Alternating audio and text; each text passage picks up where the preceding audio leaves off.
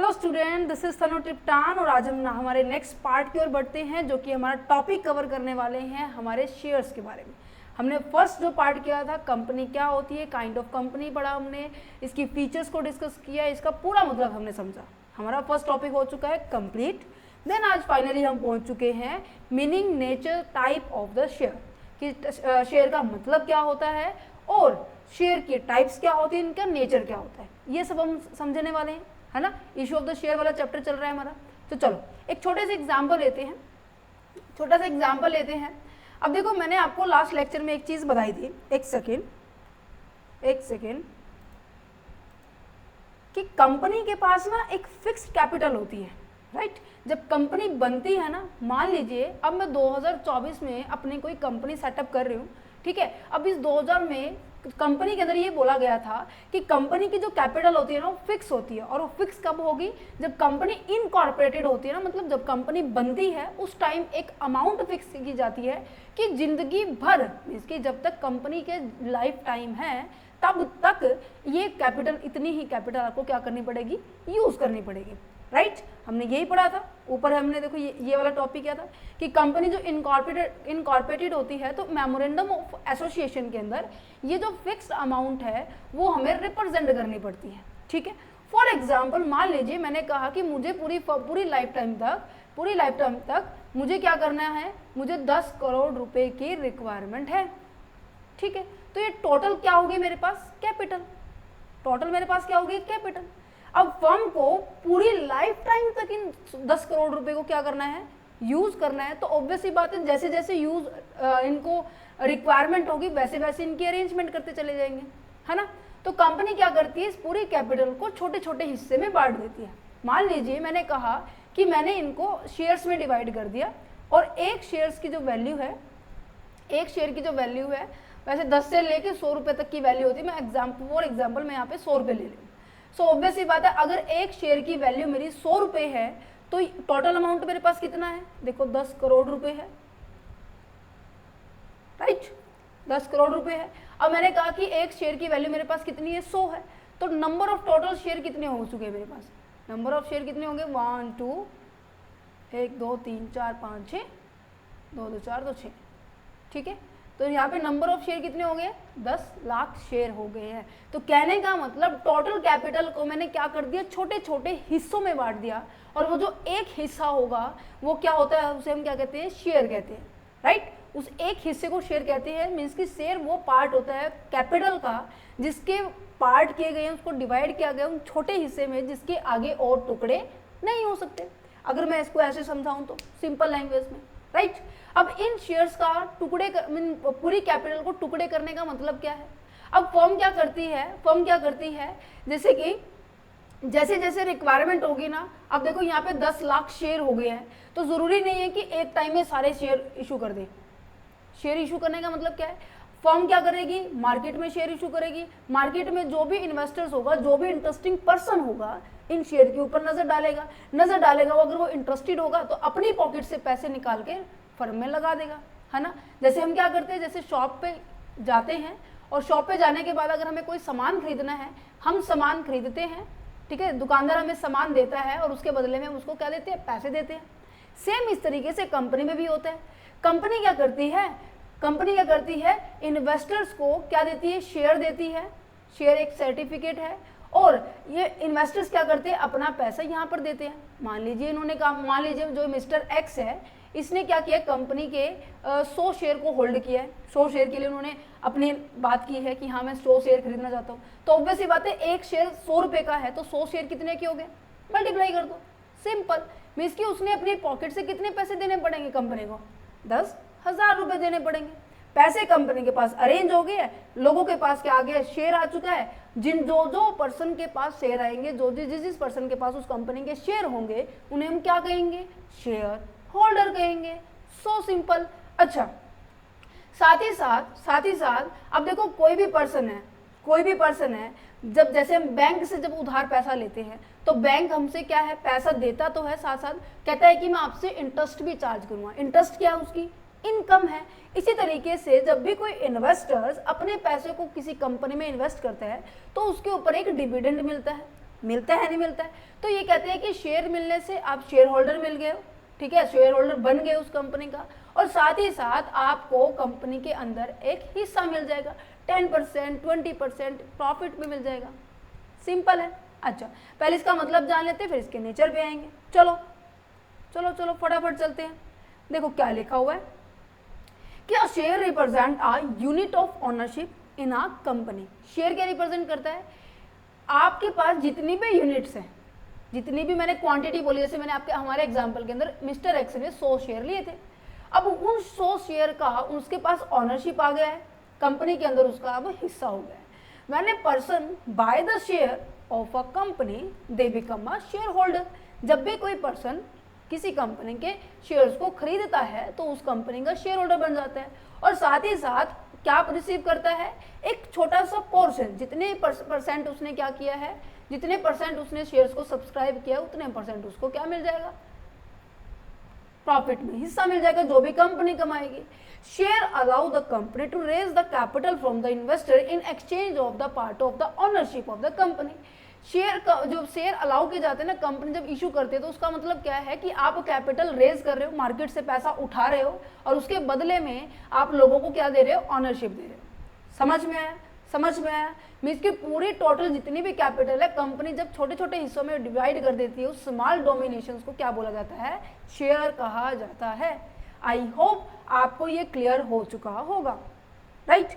अच्छा, जिस मान लीजिए मिस्टर एक्स ने हमारे इस XYZ लिमिटेड का कोई भी शेयर खरीदा है, ठीक है, XYZ नहीं लेते, ABC लेते, क्योंकि XYZ तो उसका भाई खुद नाम है, X, यहाँ पे थोड़ा कंफ्यूजन ना हो तो हम इसको ABC ले लेते हैं, ठीक है। अब एक्स ने, मिस्टर एक्स ने किसी कंपनी का क्या लिया है? 100 शेयर में सब्सक्राइब किया। इन केस एक्स कह रहा है कि भाई मैं यहाँ पे एक्स है, यहाँ पे ले लीजिए वाई ने लिए 200 शेयर, ठीक है। एक्स कह रहा है भी मैं तो कंपनी को छोड़ के जा रहा हूँ। कंपनी कहती है इट्स ओके, जाओ अपने शेयर को सेल कर दो। मान लीजिए इसने अपने शेयर को वाई को दे दिया। अब मिस्टर वाई के पास कितने शेयर हो गए? टोटल 300 शेयर हो गए। तो यहाँ पर कंपनी के अंदर मेंबर आने से मेंबर जाने से कोई फर्क नहीं पड़ता, ये हमने ऊपर डिस्कस कर लिया था। This is a perpetual succession है, राइट। तो यहाँ पे देखो ऑनरशिप मिलती है, जो भी शेयर होल्डर्स होते हैं part of the ownership of मिल जाती है कंपनी के अंदर। ट्रांसफरेबिलिटी है, मीन्स की अगर आप उसको सेल करना चाहें तो इजिली वो मार्केट में सेल हो सकता है आपका शेयर, ठीक है। अच्छा, शेयर एक ऐसी लास्ट यूनिट होती है जिसके और पार्ट नहीं हो सकते। इनडिविजिबल का मतलब क्या है कि जिसके आगे और टुकड़े नहीं हो सकते।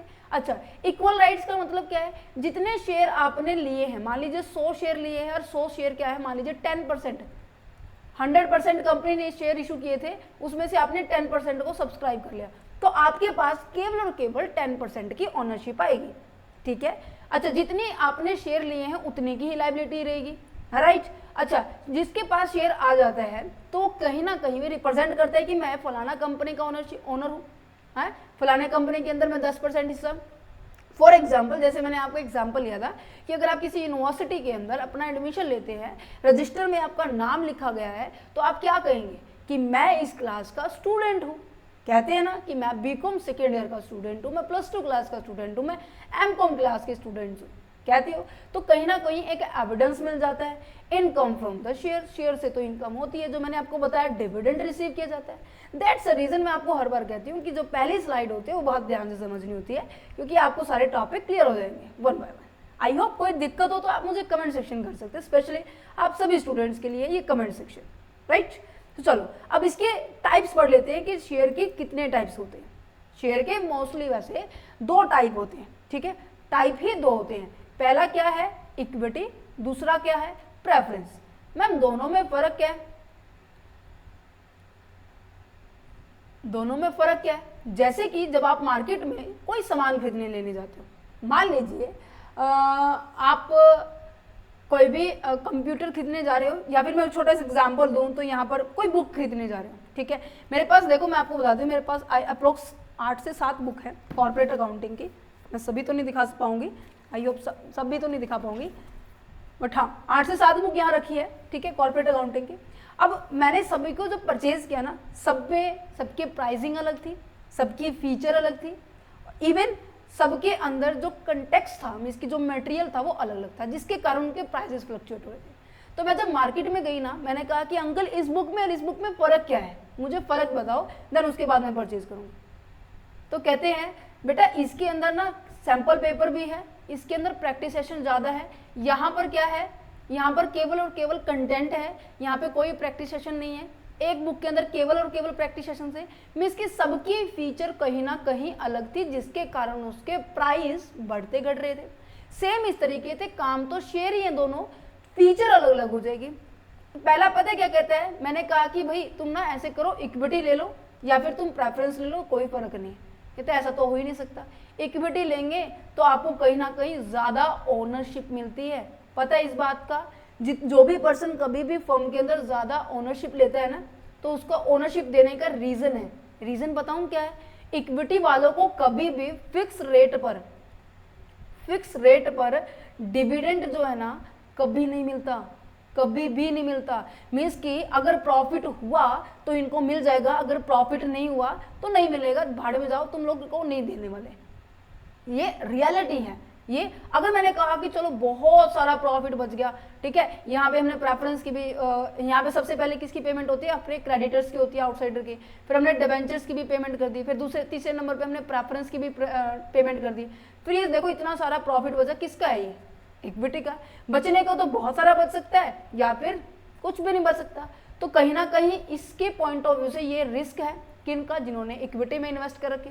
तो इस रिस्क को कंपनसेट करने के लिए, किसको, रिस्क को कंपनसेट करने के लिए क्या किया है कंपनी वालों ने, उनको कह दी आप ऑनर बन जाओ कंपनी के, आप कंपनी के रियल ऑनर हो। आप कोई भी मीटिंग होगी, कोई भी डिसीजन लेना है हमें, कोई किसी भी तरह की हमें क्या लेना है, वोटिंग पावर में आपका राइट है। इसकी कहीं ना कहीं इस रिस्क के लेने के कारण उनको कंपनसेट किया जा रहा है कि आप मीटिंग अटेंड कर सकते हो, कोई भी डिसीजन है तो आप अपनी राय रख सकते हो, किसी को मना कर सकते हो, आप वोटिंग कर सकते हो बोर्ड ऑफ डायरेक्टर को सिलेक्ट करने के लिए। तो यहाँ पे इसके पास ये इतनी सारी फीचर्स आ जाएंगे, ठीक है। अब डिविडेंड लास्ट में मिल रहा है, इवन इनकम का पैसा लास्ट में मिलेगा, इवन एसेट्स जो इसने भी कंट्रीब्यूट की होगी इक्विटी शेयर होल्डर्स ने, वो सबकी पेमेंट इसको लास्ट में होगी। मीन्स कि सबसे आखिरी में जब पैसा बचेगा तो इनको दे देंगे भाई, नहीं तो नहीं देंगे, ठीक है। 2 पॉइंट इसके क्लियर हुए बेटे। अच्छा, तीसरा पॉइंट यहाँ पे मैं अगर आपको बताऊं, जो इक्विटी शेयर होल्डर्स होते हैं ना, कहते हैं ना कि हमने किसी कंपनी में पैसा लगाया था, ये पूछते कितने साल तक लगाया। अरे भाई इक्विटी है ये, इनमें फिर क्या बात हुई, ये तो बता कितने साल तक लगाए। अरे भाई ये इक्विटी है। मेरे कहने का मतलब है, मेरे साथ ऐसा हुआ था जब मैंने इक्विटी में इन्वेस्ट किया था, तो पूछ रहे थे कि कितने साल के लिए है ये। अरे इक्विटी में जब पैसा लगाते हैं ना, कोई साल नहीं होते, कोई फिक्स मैच्योरिटी टाइम नहीं होता, ये लाइफ टाइम तक होते। जब तक कंपनी चलती है ना, तब तक उसके अंदर वो शेयर होल्डर बना रहता है। तो यहाँ पे मैच्योरिटी का कोई टाइम नहीं होता। This is the main difference. अच्छा, प्रेफरेंस में मैम कैसे दिया गया, अब नाम से देखो, मैंने यहाँ पे आई होप अगर आपने नोट किया हो, तो सबसे पहले मैंने क्रेडिटर की पेमेंट की थी, फिर उसके बाद डिबेंचर्स की पेमेंट की, तीसरे नंबर पे मैंने प्रेफरेंस की थी, और लास्ट में बचा मैंने इक्विटी की थी। मीन्स की इक्विटी से पहले प्रेफरेंस को क्या दी जा रही है, प्रेफरेंस शेयर होल्डर्स को प्रेफरेंस दी जा रही है। मैम किसमें प्रेफरेंस दी जा रही है, कि उसको डिविडेंड पहले मिलेगा।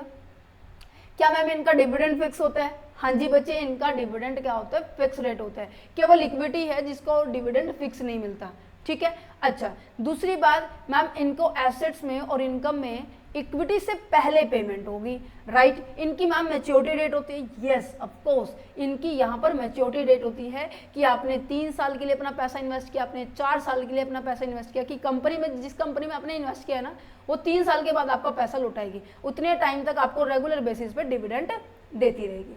क्या इतना समझ में आया? आई होप मोटा मोटा हिसाब आ गया होगा कि इक्विटी ये क्या होता है। चलो फटाफट पढ़ते हैं, क्या कहता है कि an equity as the also known as the ordinary share. Ordinary share का मतलब क्या है, कि जो कि लीगल ऑनर होते हैं कंपनी के, ठीक है। Have the unrestricted claim. Unrestricted claim का मतलब क्या है, कि चाहे इनकम हो चाहे एसेट्स हो, उनको सबसे आखिरी में दिया जाता है। अगर बहुत सारा पैसा बच जाता है तो किसी भी तरह का क्लेम, मतलब जो भी पैसा है वो एज इट इज ट्रांसफर हो जाएगा इक्विटी होल्डर्स के बीच में, ठीक है। उनको वोटिंग पावर दिया जाता है, सबसे बड़ी बात। और फॉरमोस्ट जो ऑब्जेक्टिव होते हैं ना कंपनी का, अपने इक्विटी की वैल्यू बढ़ाना होता है। ये अभी आपके लिए वो इंपॉर्टेंट नहीं है।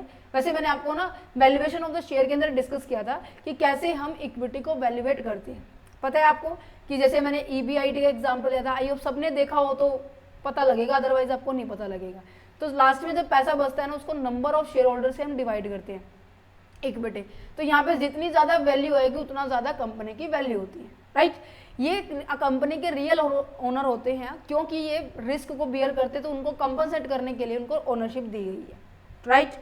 देन उसके बाद जो डिविडेंड होता है वो सबसे आखिरी में मिलता है, after the paying the preference share dividend, preference के डिविडेंड की पेमेंट करने के बाद इसको मिलता है। हायर डिविडेंड रेट तब मिलेगा जब कंपनी क्या है बहुत अच्छी चल रही है, लोअर पे रिस्क कब हो सकता है, जब कंपनी क्या है बहुत बुरी सिचुएशन में चल रही है। और जब कंपनी बंद होगी तब कंपनी बंद होने के टाइम पे सबसे आखिरी में अगर पैसा बच जाता है, left after the payment of all the other claim, सभी क्लेम करने के बाद जो पैसा बचेगा फिर उसको हम देंगे इक्विटी वालों को। I hope this is now clear, right. तो ये देखो मैंने आपको बता दिया है। अच्छा, अब यहाँ पे ना इक्विटी का ना बेनिफिट देख लेते हैं। अब मैंने शेयर होल्डर से तो आपके बता दिए कि शेयर होल्डर को वोटिंग पावर, शेयर होल्डर को अनफिक्स्ड डिविडेंड मिलता है, अनफिक्स्ड क्लेम मिलता है, ठीक है, उनको वोटिंग राइट मिलता है, मैनेजमेंट में पार्टिसिपेट करते, डिसीजन में पार्टिसिपेट करते। कंपनी को क्या फायदा भाई, कंपनी का भी तो बताया भाई हमने कि कंपनी लाइफ टाइम तक भाई उसका पैसा यूज करती रहेगी, कोई प्रेशर नहीं है कि हाँ इसको 3 साल बाद पेमेंट करनी है, उसको 4 साल बाद पेमेंट करनी है। दूसरा कंपनी को क्या बेनिफिट है कि कंपनी के पास कोई ये भी प्रेशर नहीं है कि हमें इसको पैसा देना ही है, मीन्स कि एज अ डिविडेंड देना ही है। क्या पता भाई जो पैसा बचे वो कंपनी रिटेन करके रखना चाहती हो, रिटेन दैट मीन्स स्टोर करके रखना चाहती हो कि फ्यूचर में मुझे काम आ जाएगा, कि फ्यूचर में अपॉर्चुनिटी आएगी, फ्यूचर में ये नई स्कीम आने वाली है, यहाँ पे मैं पैसा इन्वेस्ट करूंगा। यस या नो? यस। तो यहाँ पर देखो क्या लिखा हुआ, permanent sources of the fund के बारे में बात की जा रही है कि मैनेजमेंट उसको फ्रीली यूज कर सकते, कोई बाउंडेशन नहीं है कि उसको रिफंड करना है, कोई बाउंडेशन नहीं है कि उसको डिविडेंड पे करना है। किसी भी अगर शेयर होल्डर की बात की जाए उसके पास फुल्ली राइट मिल जाता है, उसके शेयर की वैल्यू इंक्रीज हो जाती है, क्योंकि जितना ज़्यादा प्रॉफिट बचेगा उतने नंबर ऑफ शेयर से डिवाइड कर देंगे। मान लीजिए एक तो यहाँ पे 5 लाख बचे, मेरे पास है नंबर ऑफ शेयर होल्डर है 50,000, ठीक है, तो कितनी वैल्यू बनी बटे इसकी, यहाँ पे बनी 10,000 रुपये। मैंने कहा कि 5 लाख प्रॉफिट नहीं है, मेरे पास कितना प्रॉफिट है, 10 लाख प्रॉफिट है, तो मेरे पास यहाँ पे कितना है 50,000 शेयर होल्डर्स है, तो कट कर दो इसको, तो यहाँ पे बची 20। तो जैसे जैसे प्रॉफिट इंक्रीज होता चला जाएगा उनकी जो रेट ऑफ डिविडेंड है ना वो भी बढ़ती चली जाएगी, जिसके कारण उनकी मार्केट वैल्यू बढ़ेगी। बोनस शेयर भी क्या दिया जाता है, एज ए डिविडेंड का सोर्स ही होता है। देखो डिविडेंड है ना, मतलब रिटर्न जो मिल रहा है उनको, ठीक है, शेयर होल्डर्स को हमेशा डिविडेंड मिलता है। पहली बात तो अगर मैंने कहा कि मैं कैश में देना नहीं चाहती आपको डिविडेंड, तो कोई दिक्कत नहीं है, शेयर कन्वर्ट कर दो, जितने पैसे देना चाहते हो आप हमें डिविडेंड का, उसका शेयर में कन्वर्ट कर दो, जिसे बोनस शेयर कहेंगे। इनडायरेक्टली कहीं ना कहीं ये हमारा डिविडेंड ही होता है। लास्ट पॉइंट कहते हैं कि राइट शेयर का बेनिफिट क्या, अगर दिखाई नहीं दे रहा क्या, अब दिखाई दे रहा है। राइट शेयर का क्या है, राइट शेयर का बेनिफिट भी मिलता है। राइट शेयर का मतलब क्या होता है कि कंपनी जब कभी भी अपने नए शेयर को मार्केट में लॉन्च करेगी ना, उसको लॉन्च करने से पहले ना अपने जो एग्जिस्टिंग जितने भी शेयर होल्डर्स हैं उनको एक ऑफर दिया जाता है, हाँ जी लेना चाहते हो, लेना चाहते हो या नहीं लेना चाहते, कहते हैं हाँ जी लेना चाहते हैं, ठीक है ले लो, हम मार्केट में इसको 100 रुपये का इशू करेंगे, आपको मैं 80 का दे रहा हूँ।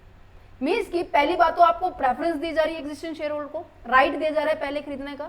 दूसरा कि आपको डिस्काउंट में इशू दिया जा रहा है, फिर जो मार्केट वैल्यू है, करंट मार्केट वैल्यू है, उससे आपको हमेशा नॉर्मली कम ही मिलता है। That's known as a right share. अपने शेयर होल्डर्स को कुछ इस तरीके का नजर आता है शेयर की सर्टिफिकेट, जो कि पहले आपको डीमैट अकाउंट ओपन करने से पहले जब ट्रेडिंग होती थी, ऑफलाइन ट्रेडिंग। ओके, डिसएडवांटेज तो मैं आपको बता चुकी हूँ। क्या क्या, शेयर होल्डर्स को रेगुलर डिविडेंड नहीं मिलता, फेयर मार्केट वैल्यू गिर भी सकती है, ऑनरशिप डाइल्यूट होने का मतलब क्या है, एक तो ये पॉइंट समझने का है और एक ये वाला पॉइंट समझने का। समझो फटाफट, मैं आपको समझाती हूँ।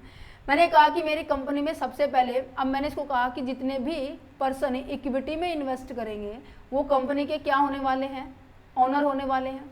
फॉर एग्जाम्पल ये पिज़्ज़ा है बेटा, ठीक है, पिज़्ज़ा पहले मैं कह रही हूँ कि मैं और मेरा भाई दोनों डिस्ट्रीब्यूट करके खा रही थी, ठीक है। मैंने कहा कि मेरे को भी 50% मिल रहा है, भाई कह रहे हैं मेरे को भी 50% मिल रहा है, बड़ा मजा आ गया। जैसे ही मैंने देखा कि हम दोनों के फ्रेंड्स आ चुके हैं, हम दोनों के फ्रेंड्स आ चुके हैं, फिर ये क्या होगा, पिज़्ज़ा मेरा भी एक फ्रेंड आ गया, मेरे भाई का भी एक फ्रेंड आ गया, तो ये पिज़्ज़ा क्या हो गया, 4 पार्ट में बट गया। पहले 50% हमें मिल रहा था, अब कितना मिलेगा, ओ माय गॉड 25% मिलेगा।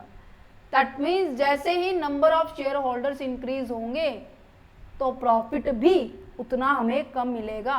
जो हमारी पहले हम दोनों की चलती थी, राइट, अब इन चारों की हम चारों की चलेगी।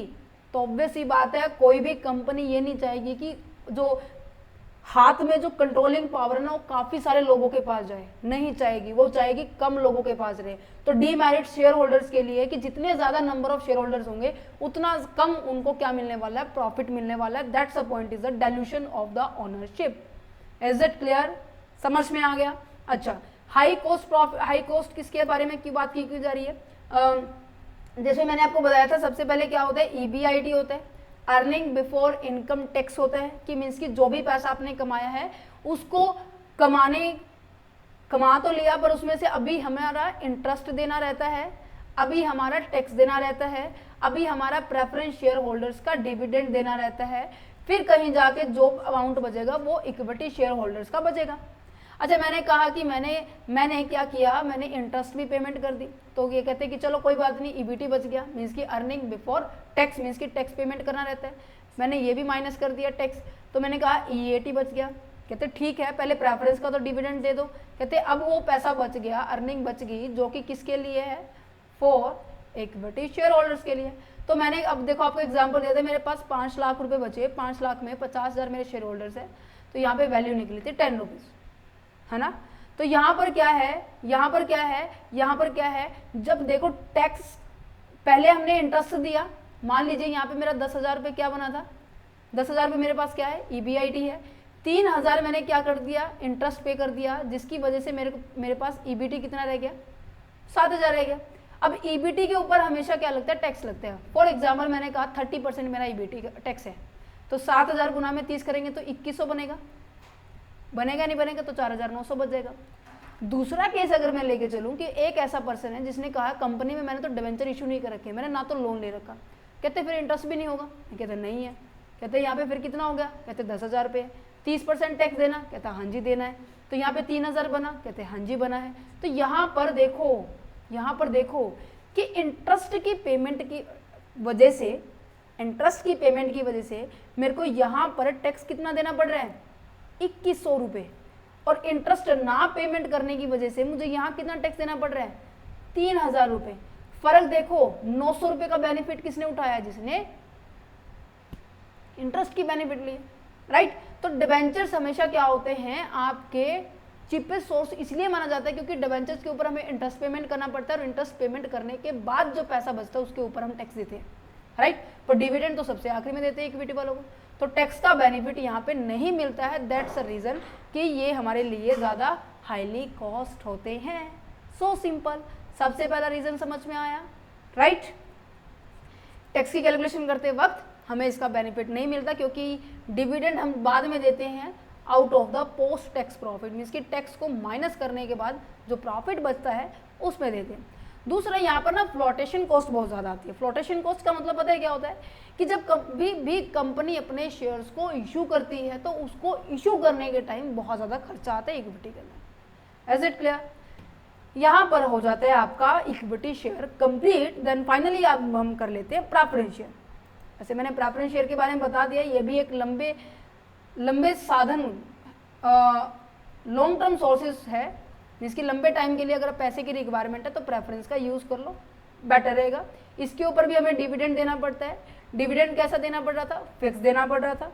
Is it clear? Fix dividend होता है। अच्छा, इनका एक लिक्विडेशन का टाइम होता है, राइट। मीन्स की एक टाइम ड्यूरेशन के बाद ये क्या होती हैं, खत्म हो जाते हैं। मीन्स की कंपनी वालों को इनको पैसा देना पड़ता है कि हाँ जी 3 साल के लिए हमने पैसा डिपॉजिट करवाया था आप लोगों के लिए और उसके बदले हमने शेयर लिया था प्रेफरेंस।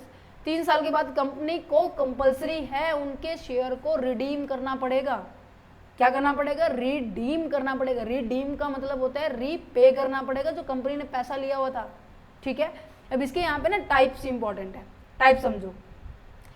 अब देखो सबसे पहला क्या है, क्यूमुलेटिव एंड नॉन क्यूमुलेटिव। ध्यान से समझना। मैंने आपको बताया थोड़ा सा क्लियर कर लेते हैं यहाँ से। मैंने आपको बताया ये जो शेयर होल्डर्स है इसने कंपनी के अंदर पैसा लगाया, ठीक है। अब कंपनी को मान लीजिए हमारे एग्जाम्पल के अंदर 10,000 है और उसके ऊपर कह रही है कंपनी हम आपको 10% क्या देंगे, डिविडेंड देंगे। 10,000 के ऊपर 10% कितना बन गया, 1000 आपको डिविडेंड मिलेगा। मान लीजिए एक साल कंपनी प्रॉफिट में नहीं थी, फॉर एग्जाम्पल 2023 के अंदर कंपनी प्रॉफिट में नहीं थी।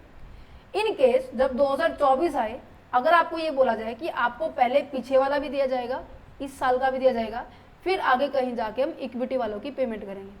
कहने का मतलब ये है कि जो भी पीछे एरियर था, मीन्स कि जो भी आपका बकाया रहता था, अगर आपको वो अगले साल आके मिल रहा है, उसे कहेंगे क्यूमुलेटिव प्रेफरेंस शेयर, राइट। कि डिविडेंड बकाया था, पिछले साल नहीं दे पाए, कुछ भी रीजन हो सकता है, नेक्स्ट ईयर हमारी कंपनी ने हमें दिया, उसे कहेंगे क्यूमुलेटिव। और अगर कंपनी कहे कि भाई हमारा कोई प्रोविजन नहीं है, पीछे गया तो गया, हम पीछे को नहीं देखेंगे, हम इस साल को और देखेंगे, तो उसे बोलेंगे non cumulative preference share. Clear है? अच्छा, नेक्स्ट जाता है आपका रिडीमेबल और इरिडीमेबल। मैंने कहा कि मैंने जो 10,000 रुपये के जो शेयर लिए हैं ना, 3 साल तक के थे, मुझे टाइम ड्यूरेशन पता है कि मुझे 3 साल के बाद कंपनी क्या करने वाली है, मेरे 10,000 रुपये वापस लौटाने वाली है। ठीक है, तो अगर मुझे टाइम पीरियड पता है, मुझे मैच्योरिटी डेट पता है कि 3 साल फिक्स हैं, 3 साल के बाद मिलेंगे, तो उसे बोलते हैं रिडीमेबल प्रेफरेंस शेयर। रिडीमेबल का मतलब क्या है कि हमारे शेयर रिडीम होंगे एक मैच्योरिटी टाइम के बाद। अगर टाइम पीरियड जो क्या है फिक्स नहीं है, जैसे कि मैं कहूँ कि भाई पता नहीं कंपनी कब देगी, जैसे इक्विटी क्या होती है, हमेशा इरिडीमेबल होते हैं, बट प्रेफरेंस शेयर भी इरिडीमेबल होते हैं। पर हमारे इंडिया के अंदर अभी फिलहाल कोई भी कंपनी इस कंसेप्ट को यूज नहीं करती है, राइट। ये भी हो गया। अब बात कर लेते हैं convertible and non convertible. Convertible का मतलब क्या है कि चेंज होना। फॉर एग्जाम्पल पानी इस बॉटल के अंदर है, अब मैं इसको कन्वर्ट करके उसमें मतलब इसकी पोजीशन चेंज कर रही हूँ, है ना। जहाँ पहले बैठा था, बोतल से उठा के मैंने इसको गिलास में डाल दिया, गिलास से उठा के मैंने मग में डाल दिया, मग से मैंने इसको बाल्टी में डाल दिया, तो यहाँ पे पोजीशन चेंज हो रही है। तो प्रेफरेंस शेयर होल्डर्स को भी ये राइट है कि अगर वो चाहे तो वो इक्विटी में अपने आप को कन्वर्ट कर सकते हैं, अगर वो चाहे वो डिबेंचर में अपने आप को कन्वर्ट कर सकते हैं, राइट। तो जैसे जब भी उसको कन्वर्ट किया जाएगा तो उसको उसके अंदर नेक्स्ट मान लीजिए प्रेफरेंस शेयर होल्डर्स अपने आप को इक्विटी शेयर होल्डर बनाना चाहते हैं, अपने शेयर को इक्विटी में कन्वर्ट करना चाहते हैं, तो क्या होगा बच्चे, क्या होगा, तो इसके जो भी इसके पास राइट्स थे वो खत्म हो गए, यहाँ चले जाएंगे, तो उसे कहेंगे कन्वर्टेबल, अगर नहीं है तो नॉट कन्वर्टेबल। So simple. अच्छा, एक आ जाता है आपके पास participative and non participative. Participative का मतलब क्या है? पार्टिसिपेटिव का मतलब है कि मैंने कहा अभी अपने एग्जाम्पल में 10% आपको डिविडेंड मिलेगा, राइट, 10% आपको डिविडेंड मिलेगा। अच्छा, कंपनी के अंदर इतना ज्यादा प्रॉफिट है, इतना ज्यादा प्रॉफिट है, तो वो क्या कर पा रही है, वो क्या कर पा रही है, प्रेफरेंस को भी दे दिया, इक्विटी वालों को भी दे दिया, फिर भी प्रॉफिट बच गया। तो इस जो एक्स्ट्रा प्रॉफिट बचता है इसमें इनका हिस्सा हो सकता है अगर वो पार्टिसिपेटिव प्रेफरेंस शेयर हुए तो। क्लियर है? ये समझ में आया बेटे? ये पूरे टाइप्स हो गया, हमारा टॉपिक हो गया कंप्लीट, हमारा टॉपिक हो गया कंप्लीट। क्यूमुलेटिव भी हो गया, रिडीमेबल भी हो गया, इसको रीड करना बहुत सिंपल से है। जब अनपेड प्रेफरेंस शेयर्स आपको प्रीवियस ईयर का पेड किया जाए before any dividend of the made, उसे हम कहेंगे क्यूमुलेटिव। अगर नहीं पे किया जा रहा तो बाय बाय टाटा। रिडीमेबल क्या है? जब आपके पास फिक्स मैच्योरिटी डेट होती है। इरिडीमेबल क्या होता है? जब आपके पास फिक्स मैच्योरिटी डेट नहीं होती है। पार्टिसिपेटिव क्या है कि जब आप एक्स्ट्रा डिविडेंड में पार्टिसिपेशन करते हैं, ठीक है, फिक्स रेट से एक्स्ट्रा, ठीक है। कन्वर्टेबल का मतलब क्या है कि आप कन्वर्ट कर सकते हो आप अपने शेयर को इक्विटी के अंदर, डिवेंचर के अंदर, कोई रिस्ट्रिक्शंस नहीं है। बेनिफिट में मैंने आपको पहले बता दिया कि उनको fix rate of the dividend मिलता है, क्लेम मिलता है उनको इनकम के ऊपर, एसेट्स के ऊपर पहले मिलता है। किससे पहले? इक्विटी होल्डर से पहले। वोटिंग राइट तब मिलेगा, ध्यान से सुना, वैसे वोटिंग राइट मिलता नहीं है इन शेयर होल्डर्स को। वोटिंग राइट तब मिलता है अगर कंपनी कह रही भाई हमारे पास प्रॉफिट तो नहीं है, 2 साल हो गए हमारे, हमको प्रॉफिट नहीं हो रहा, तो क्या होगा? जब 2 साल से क्रॉस कर जाए बात तो प्रेफरेंस शेयर होल्डर्स को वोटिंग राइट मिल जाता है, ठीक है। ये एक्सेप्शनल केस है जब क्या है कंपनी कंटिन्यूस लेवल से 2 साल में लॉस में। बेनिफिट मिल रहा है कन्वर्जन का, सरप्लस प्रॉफिट मिल रहा है। सो सिंपल हो गया, टॉपिक क्लियर, डिफरेंस पढ़ लेना अपने आप आराम से। जो जितने भी अभी मैंने टॉपिक करवाए हैं ना वही है कि वोटिंग राइट किसको मिल रहा है, इक्विटी वालों को मिलेगा, इसमें बहुत कम मिलेगा। डिविडेंड किसको फिक्स मिलता है, इसको फिक्स मिलता है, इसको नहीं मिलता, ठीक है। रीपेमेंट लिक्विडेशन के टाइम किसको होता है, इसको होता है। प्रेफरेंस वाले की तो एक मैच्योरिटी डेट होती है, इक्विटी वालों से वैसे ही पहले होती है। रेट ऑफ डिविडेंड क्या होता है, ये फ्लक्चुएट करती रहती है, यहाँ पे फिक्स रेट ऑफ डिविडेंड है। रिस्की ज़्यादा कौन है? इक्विटी शेयर होल्डर्स है, ये इतने रिस्की नहीं है। कैपिटल एप्रिसिएशन क्या है? यहाँ पर पॉलिटिकल यहाँ पर एप्रिसिएशन ज़्यादा होता है इक्विटी वाले में, बट यहाँ पे एप्रिसिएशन लिमिटेड होता है, यहाँ पे ना भी हो सकता है। ठीक है, कन्वर्टेबल मैंने आपको बता दिया, रिडीमेबल मैंने आपको बता दिया, मीन्स की जो पॉइंट्स मैंने बताए हैं वो सिंपल है। फाइनली अगर मैं इसका कंक्लूजन निकालूँ, इक्विटी वाले ज़्यादा रिस्की है, ठीक है, कॉस्टली है, ठीक है, और यहाँ पर आपका जो रिटर्न है वो वेरिएबल होता है, फ्लक्चुएट होता रहता है, वोटिंग राइट इनको मिलती है। बट अगर प्रेफरेंस की बात की जाए ये मॉडरेट होता है, क्योंकि इसके नीचे ना डिवेंचर आता है। अगर मैं इन तीनों का कंपैरिजन करके बताऊँ ना तो यहाँ पर ये मॉडरेट में आता है, लो रिस्की अगर इसके साथ कंपेयर किया जाए, कोई वोटिंग राइट नहीं, कोई डिविडेंड के ऊपर ज़्यादा प्रायोरिटी दी जाती है, लिक्विडेशन के टाइम उनको एसेट्स में पहले प्रायोरिटी दी जाती है। हमारा चैप्टर हो गया फिनिश। नेक्स्ट चैप्टर के अंदर, नेक्स्ट पार्ट के अंदर हम डिस्कस करेंगे शेयर कैपिटल का कंसेप्ट कि ऑथराइज कैपिटल क्या होती है, इशू कैपिटल क्या होती है, सब्सक्राइब कैपिटल क्या होती है, अनपेड अप कैपिटल क्या होती है, फॉरफीचर का मतलब क्या होता है और री इशू का मतलब क्या होता है, इन सब का मतलब बात करेंगे। ठीक है, अब हमारे पास ये 2 पार्ट हो चुके हैं। नेक्स्ट वीडियो में मिलेंगे हम अपने, ये आज हमारा हो चुका है, नेक्स्ट हमारा कंसेप्ट होने वाला है concept of the share capital, right. तो चलो, आपको अगर वीडियो अच्छा लगे तो प्लीज़ सेशन को लाइक करना, बच्चों के पास शेयर करना कि हम सभी बच्चों को बहुत ईजी वे में इनको ये सभी कंसेप्ट समझ में आ जाए। ओके, चलिए।